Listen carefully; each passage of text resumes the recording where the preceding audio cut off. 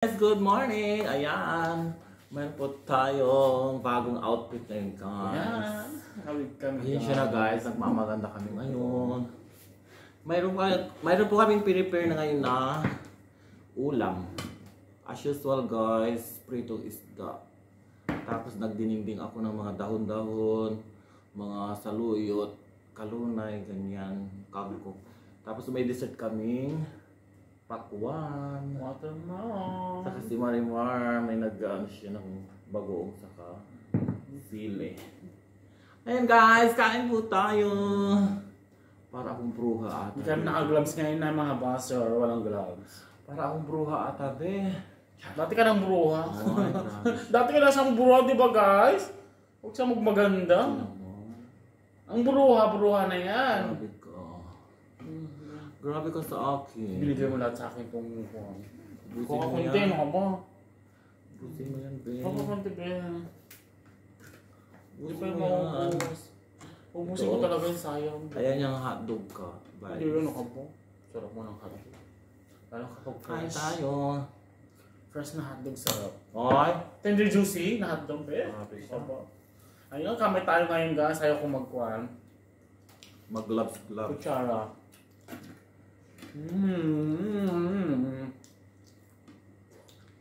Sarap. Ito mainit-init pa guys. Sarap ng salud guys. Mm.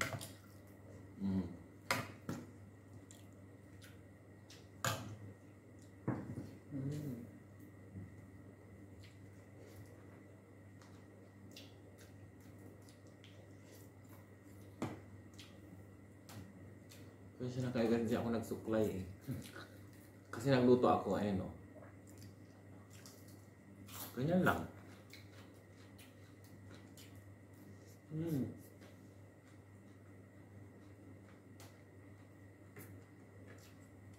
Ganun pretty good.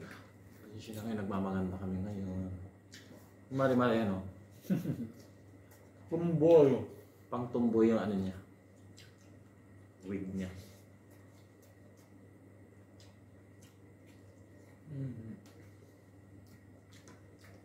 Maalat ka bakla. Nagbagoong ka pa. Hindi, may kwan naman yan. May suka ba?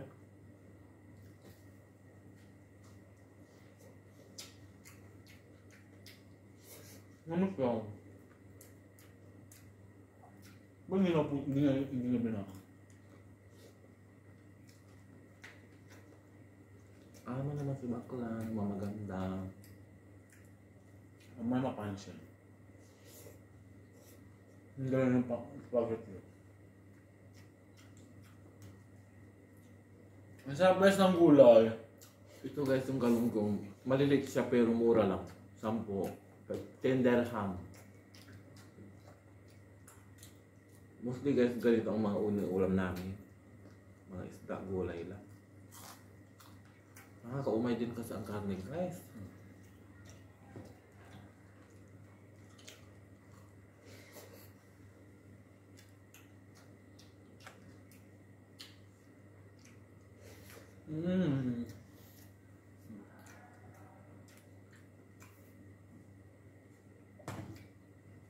Bakla, kanin. Ito parang hindi kumain ng isang linggo. Sinandukan ko lang si bakla. Mahihain. Ngayon, kain ng kain. Ayun o. Sarap ng gulay kasi fresh pa. Ang sarap ng saluyot guys. Kasi fresh ko. Saluyot at saka ano yung kasama niya ba? Kalunay? O yung mga kinukuha sa bukid. Pero mostly dito culture na. O na dito ba may sanitizer na? Sanitizer. Fertilizer. Ay, ano Kaka. Mababasa naman ako! Ayaw, huwag ka magbasa guys! Ginawa niyang ano, pang sanitize ng kamay. Bako lang to. Fertilizer pala, sorry. Yan dyan. Ang galunggong, GG.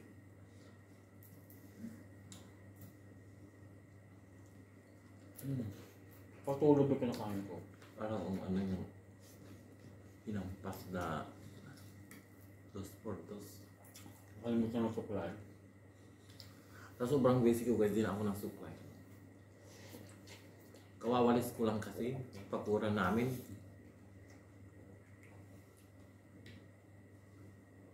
Ganito ang set sa Pinas. Halos din mo na maayos yung katawan mo. Pagising mo ng umaga, nagwawalis ka na dyan, nagdidilig ng halaman. Tapos nakasalang na yung mga kanin, ulam. Balik-balikan mo lang. Di ba? Nakakabis yung ganun. Habang nagwawalis ka, nagluluto. Pag hindi nyo tumaang bakla, lapang.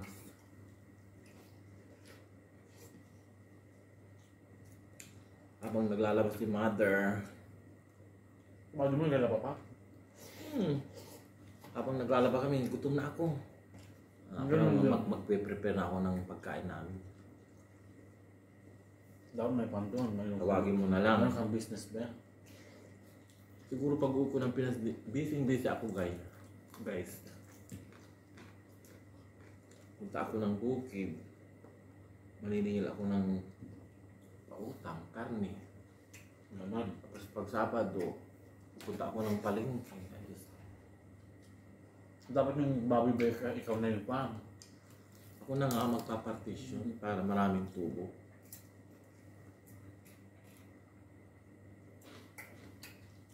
Hanggang kailan ang tanong? Tayo mangangamuhan dito sa abroad. Hindi man lang natin ma-feel yung buhay na Piling yung amo-amo, no? ikaw din sa- ang amo, di ba? Dito guys, alipin kami guys. Utusan, runners. Kapilitan, no? Yung mga utos nila kailangan sundin kasi, diba? Hindi sa pagmamalaki dito sa abroad kasi, siyempre susunod ka. Mapakatulong or office, may amo tayo. Ano yan, anong mga inuutos? Siya, waiter. Siyempre, as usual, utusan ng amo niya. Gawin mo to, gawin mo yan. Kaya kami sa office, nasa tabi nga lang yung printer, hindi nila ma-print. Dapat dito. Paano yung utos? Sa isang araw, nakakawalong cup na kape. Gusto tayo. Ako po yun na ata ang buhay nila. Kasi sa luya ko. Oo. Kunting rice pa ba yan? Wala. Sabay ganun. Kumain ka lang. Kunting rice pa. Nakataboy yung Ito rice. na lahat. Ano ba? Hindi. Kalad yan. Tulog. Kakaladin mo. Nahiya pa siya. Busog na nga ako. Nabigla. Kasi, Di ba yung tinapay lang tayo kanina? kasi hindi lang ang kinain natin kagabi, yung pansit. Kaya kanina nag-breakfast naman tayo. Naki-birthday kami. Galing kami sa Kaya- Tascas, naki-birthday kami. Inuto mga bakla.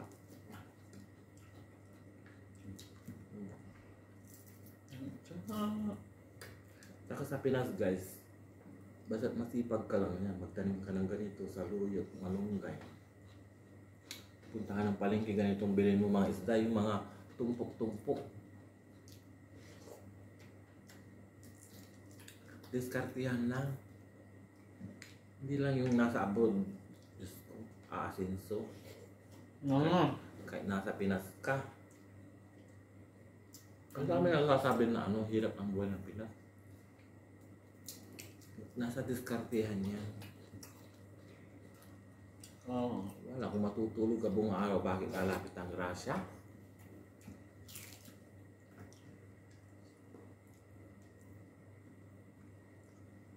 Hindi naman sa nung nasa Pinas pa ako, hindi naman kami nagugutom. Kasi routine ko lang sa ako, barangay. Tapos nagpapautang ako ng karne. Monbet. Sabado linggo nasa bukid ako.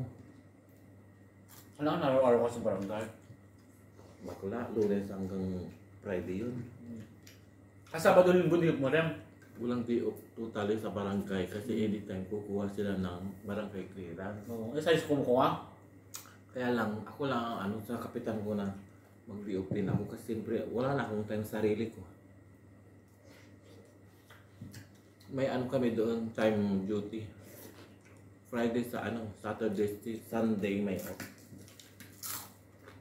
Pero hindi ka pa pwedeng ipostpone mo yung bladder. Ang bladder importante yan. Lalo yung mga gulo. Kailangan i-ano mo yan kaagad. Ikaw yung nagkakon dati ha? I-logbook mo. Ilagay mo sa sulat. Kasi pag malamig na, ang kaso wala na. Kailangan kainit-initan. Sigawan ako ng kapitan ko. Bakit di mo ito nilag? Ito. Sabi niya gano'n.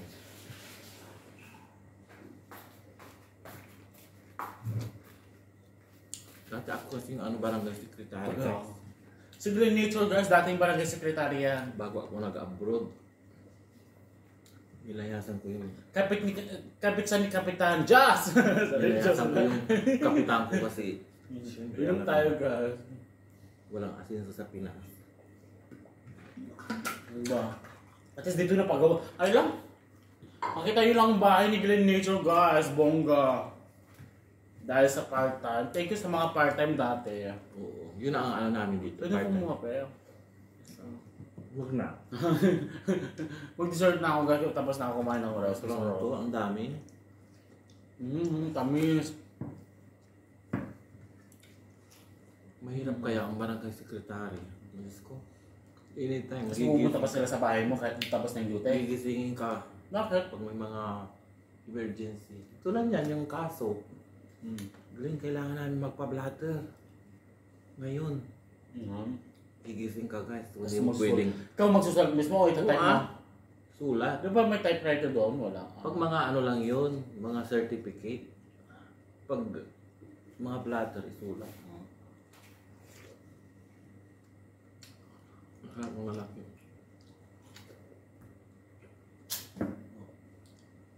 Mahirap guys. Parang hindi siya crispy ko.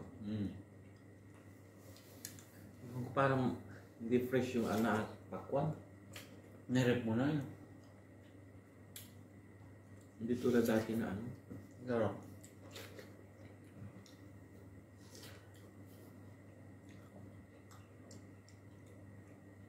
Mura nga dito ang per kilo. 45. So 1 dirham is 14 pesos.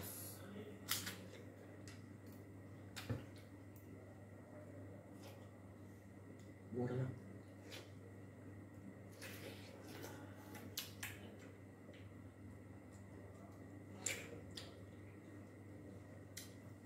Ito yung natira namin guys. Para mamaya. Meron pang konti. So, isda. Hindi naman kayo matakaw guys. Itong giniluluto namin ito pag isang araw, minsan kinabukasan. Hindi naman namin tinatapon kasi sayang din, no?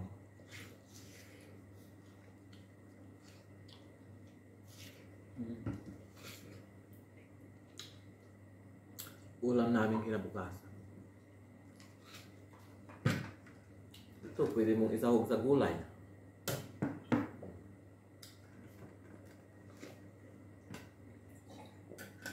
Busog again. Minsan, kung tinang bagong, tinang mo yung bagong. Ilagay mo kasi ng suka.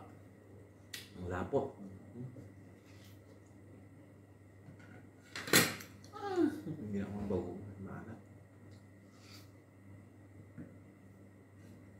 Matanda. Sakitin. Busog mat. And Guys, papaalam na kami. Bye-bye. Ang kanin namin. Halos na ubos. Baboy.